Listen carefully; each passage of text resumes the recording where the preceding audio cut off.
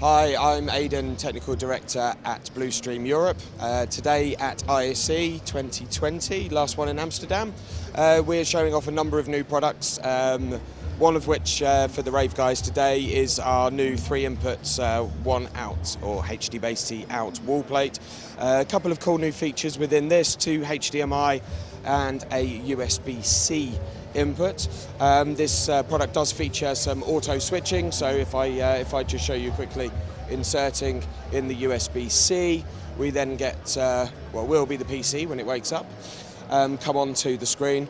Likewise, if we remove our input, our source input, it does then switch back to the next available live source that is on that screen.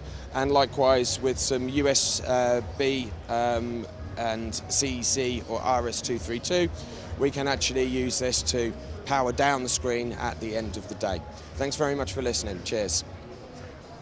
Sorry, the website, yes, www.blustream.co.uk or .com.au.